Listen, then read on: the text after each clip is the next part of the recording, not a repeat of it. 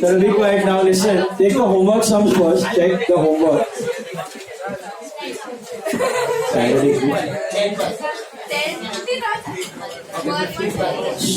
Daksh, बैठने को मिला चुप लौट के नहीं बैठेगा साइलेंट एकदम बैग नीचे रख दो अभी check the homework sums quickly there were two sums right sum number 10 page 291 ledger भी करता हूँ मैं page 291 sum number 10 18 June Rohan sold goods on credit to Naveen आपका एंट्री होना चाहिए Naveen to sales 40,000 बराबर है फिर आएगा BR to Naveen 40,000 फिर आएगा bank discounting charges to BR I think your discount should be 1500 रुपया सो बैंक में आएगा 38,500 डिस्काउंटिंग चार्जेस 1500 टू BR 40,000 और पहले दो डेट्स होंगे आपके 18 जून और थर्ड डेट होगा डिस्काउंटिंग का 19 June now does it matter whether it is 19 June 20 और 21 no your discounting charges would be for 3 months right 3 days आगे पीछे से कोई फर्क नहीं पड़ता बराबर है then the bill got dishonoured with noting charges तो आपका एंट्री होगा Naveen to bank 40,350 is that right now the next statement is very important Rohan agreed on the condition that Naveen should pay interest and the interest on the balance and noting charges by check. So what are you getting in the part payment part? You're getting interest and noting charges. वही check में आ रहा है आपका. बाकी सब new bill में आ रहा है. मतलब full amount of bill is going into new bill. तो पहले स्वैप करना है कि नहीं करना है? करना है. तो डिसऑनर एंट्री होगा आपके नवीन टू बैंक 40,350. फिर आएगा नवीन टू इंटरेस्ट. और interest would be taken on 40,000 rupees at the rate of 12% for 3 months. Why 350 now? Why? अरे नोटिंग चार्जेस कैश में दे रहा है ना. नोटिंग चार्जेस और इंटरेस्ट भी तो कैश में दे रहा है. पढ़ो उधर. पर वो साथ में दे रहा है. नहीं बैंक में तो नहीं क्या? हाँ बैंक ही है वो. पहले अपन इंटरेस्ट का मान रहे तो फिर उसमें 350 देना पड़ेगा. अरे इंटरेस्ट का कैलकुलेशन में नोटिंग चार्जेस कब ऐड करते हो आप? जब नोटिंग चार्जेस न्यू बिल में आ रहे. इधर नोटिंग चार्जेस न्यू बिल में थोड़ी आ रहा है. ताबड़तोड़ दे रहा है वो. देखो तो वाई तुमको सेम डे में पैसा दे रहा है ना. Why will charge interest on that? Did you understand? 40,000 rupees पे ही आएगा इंटरेस्ट आपका at the rate of 12% for 2 months. That's 800. So Naveen to interest should be 800 and bank to Naveen लिखना है. कैश टू नवीन के जगह बैंक टू नवीन लिखना है and it will be 800 plus 350 1150. 1150 is what you receive by check. Did you understand? Club करके bank to Naveen आएगा. Club करके आएगा आपका bank to Naveen to interest. Bank में 1150 टू नवीन में 350 to bank to Naveen to interest. Bank में 1150 क्लब डेट. बैंक में 1150 to Naveen में 350 टू इंटरेस्ट में 800. If you have club. If you haven't club, if you have swap Naveen to interest 800, bank to Naveen 1150 and then BR to Naveen would be 40,000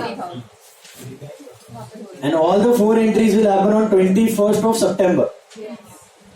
Then this renewed bill is also getting sent to BFC I think. नहीं हाँ ये renewed bill dishonour हो रहा है. हाँ और उसके बाद बैड डेट्स हो रहा है. So Naveen to BR 40,000, Naveen to BR 40,000 और cash bad debts to Naveen that will be 24, 16 and 40. Is that right? And the last 2 entries will happen on 27th of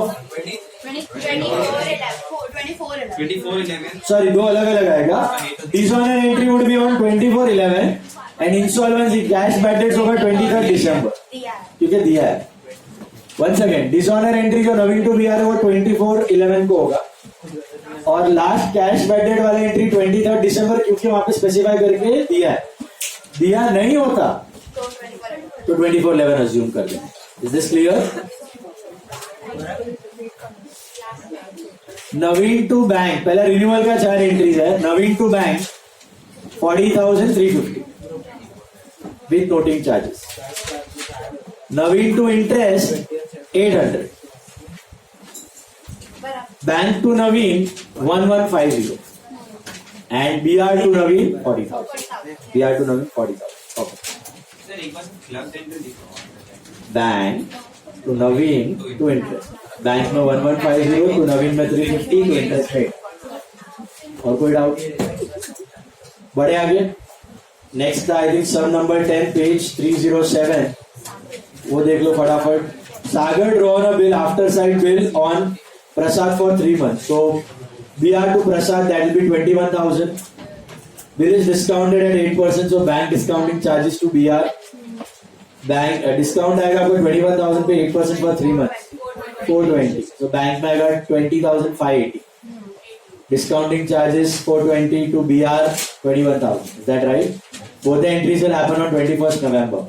On the maturity, Prasad finds is unable to make the payment and renewal हो रहा है तो without noting charges है.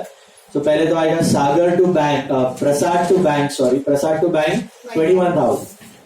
Will you swap over here?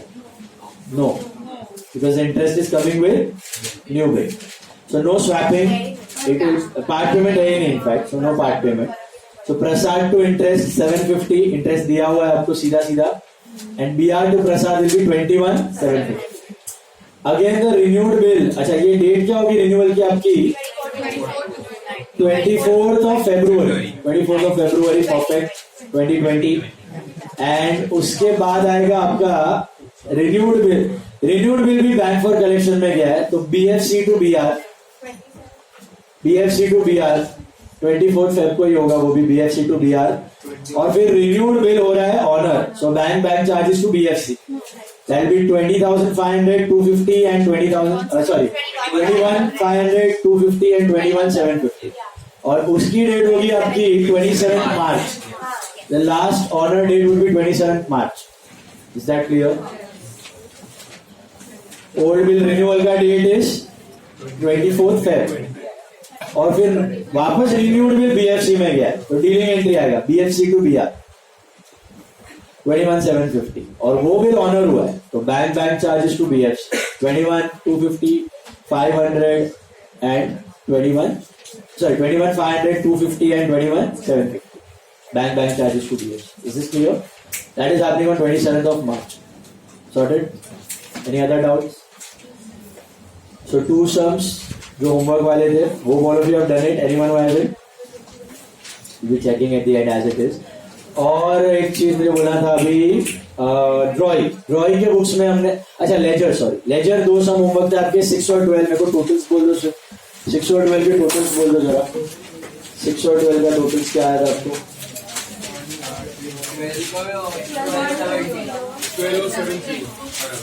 12,070 और इसका 20,067. Is this right? Any doubts? Ledger हुआ. Hope all of you have revised bills payable entries.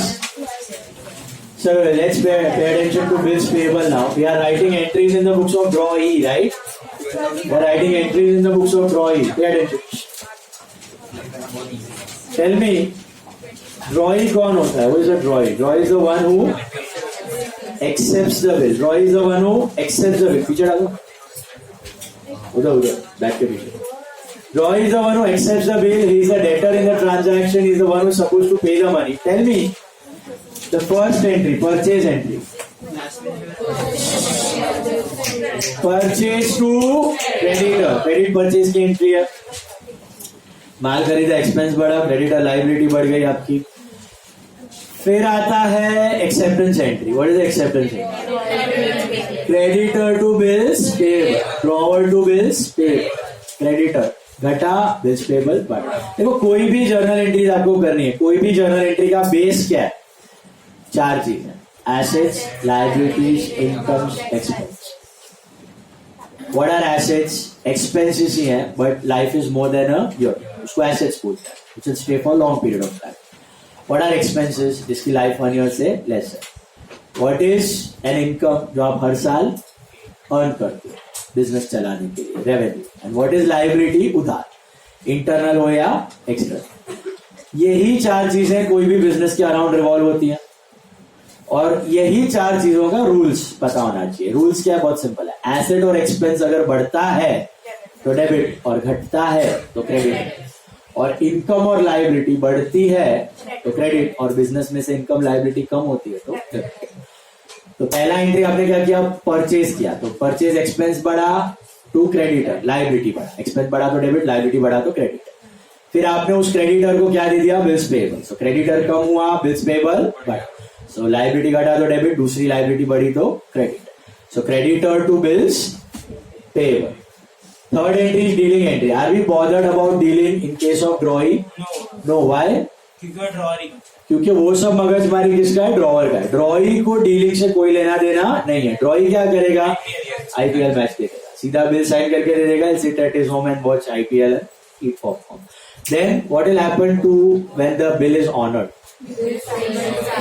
What are you doing when the bills payable is honored? What are you doing? You're settling a liability. So BP to cash. Liability घटा तो debit, asset घटा तो credit, BP to cash, pay off किया। फिर आता है dishonoured. What is dishonoured? Back to original. So bills payable to drawer, bills payable घटा, वापस क्रेडिटर बढ़ गया। अभी बीपी को पैसा नहीं देना है, वापस देना है क्रेडिटर, बीपी टू क्रेडिटर। फिर dishonour with noting charges. Noting charges expense किसका है?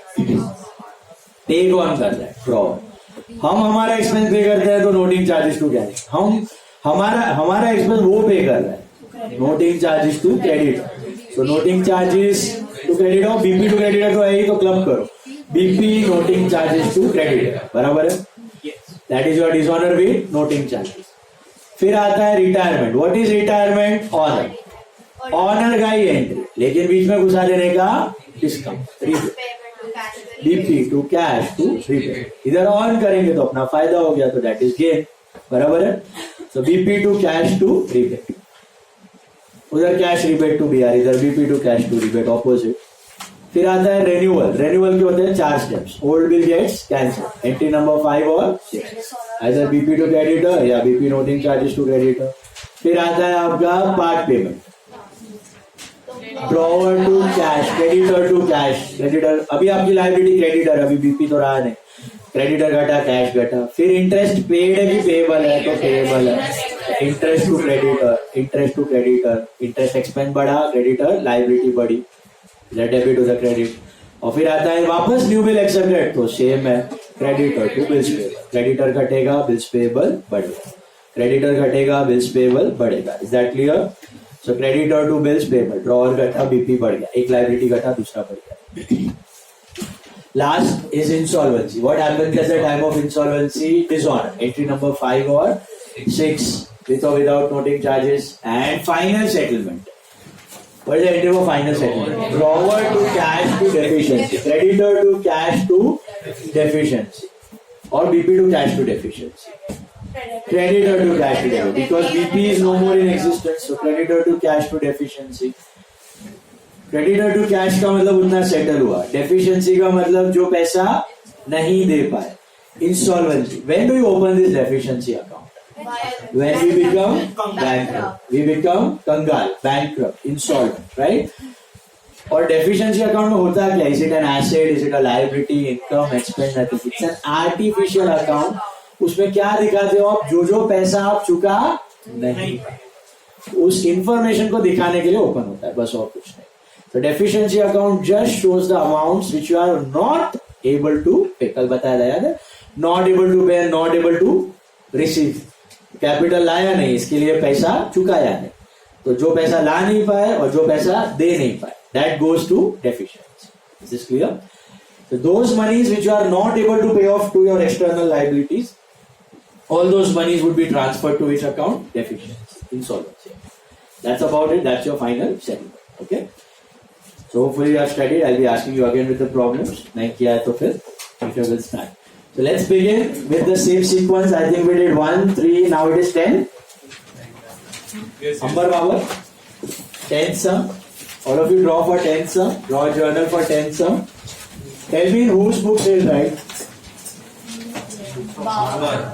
Ambar or Babar? सोच लो. Now we are drawer or drawee? Drawee. ड्रॉई बोले तो डेटर, डेटर बोले तो the one who has purchased the goods or the one who is supposed to make the payment. Is that right? So we are drawees now. We are drawees now. उंडा करके हम देखो पहले अपने ना नहीं आया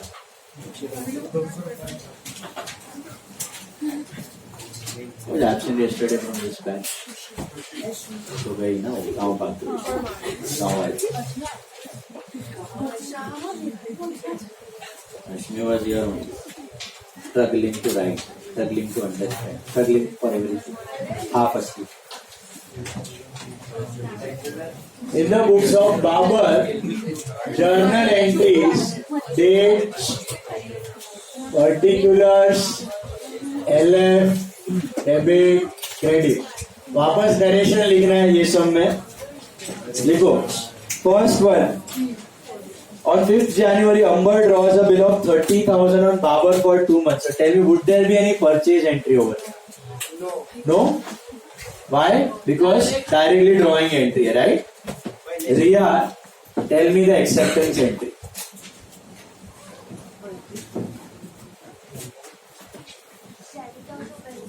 Very good. Drawer to bills payable. Who is the drawer? Babar. Sorry, Amber. We are only Babar. So Amber account debit to what? Bills payable account.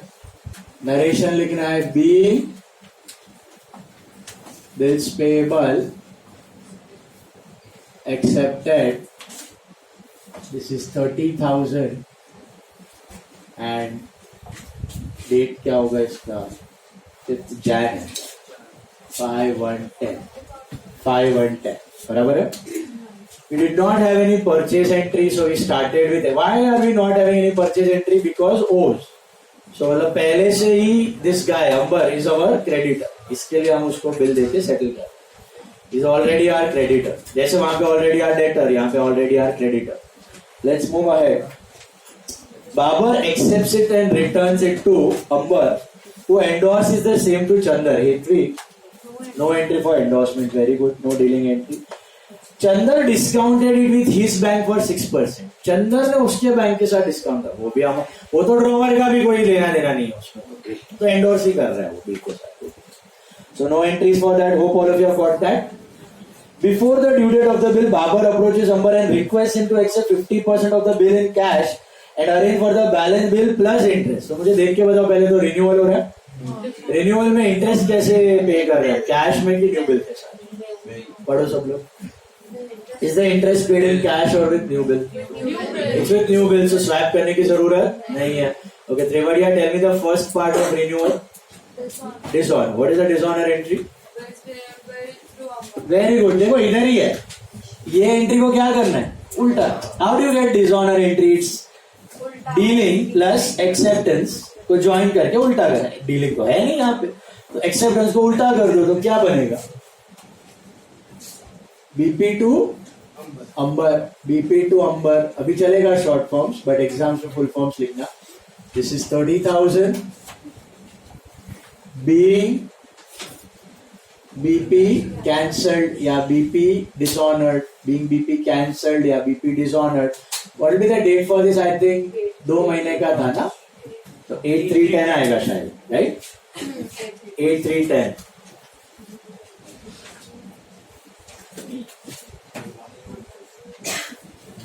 Daksh, Yes. tell me second step of renewal. Past payment. Entry. Amber to cash. Very good. Amber to cash. Amber is the creditor. उसको settle कर रहे हैं. Amber to cash. मुझे देख के बताओ. What are we giving him in cash? 50%, right? So that's 15,000. All of you got that? 15,000 is paid in cash, being part payment made. Being part payment made. Is that right? Being part payment made. Kashish Shah, what's the third step? Entry. Interest account debit to Amber. Very good. Interest to Amber. Perfect. Interest payable है, interest बढ़ा, creditor को देना बाकी है तो creditor भी बढ़ा, liability बढ़ी. So interest to Amber, let's calculate the interest. Interest will take on what amount? 15, the balance 15, what is the rate? 6% for how many months? 3 months is the extended period. So how much do you receive? 225, I think, right? Correct? 6 ones are, 6 twos are. Yes, right? 225. So 225 is interest payable or paid? Payable. Interest payable लिखो, charged लिखो, एक ही बात है. Okay, Rena, tell me the fourth entry. Amber to bills payable 15 to 25. Perfect. Amber account debit to bills payable account कितना 15 to 25. ये समझ आया सबको? 8-3. कैसे 15 to 25? The balance plus interest. Here the interest is coming with new bill. So B, bills payable accepted with interest. Being bills payable accepted with interest, date would be 8th of March. 8th of March, correct? 8th of March, perfect. कर लो यहाँ तक 8th of March.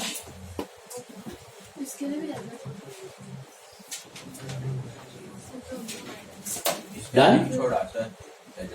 Yes.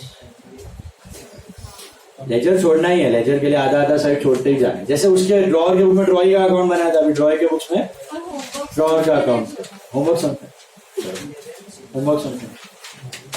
Okay, tell me Viraj, what is happening to the renewed bill? The bill is duly met on the due date. So it's what? Honored or dishonored? What's the entry for BP honored?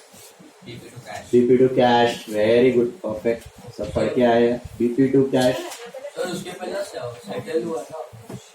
हाँ, settle हुआ है. कौन settle हुआ है? Chandar settle हुआ है. We are going to pass any entry for that. No. Who is paying the money to Chandar? Ambar. We are Babar. अंबर जो है, अपना ड्रॉवर जो है, वो चंदर को पैसा दे देगा. वो पता है extra entry, Rahul settle, Shrinath settle, Rahim settle, Chandar settle, वो ड्रॉवर के बुक में है, उसका लेना देना. अपने को कोई फर्क? So first or third में भी ledger मेरे. Every sum you have to leave this half the side for ledger. जो ड्रॉवर के साथ किया था वही ड्रॉवर के ऊपर ड्रॉइंग का अकाउंट, अभी ड्रॉइंग के ऊपर ड्रॉवर का account. Leave half of side after every sum. So BP to cash कितना? 15 to 25. 15 to 25. This is being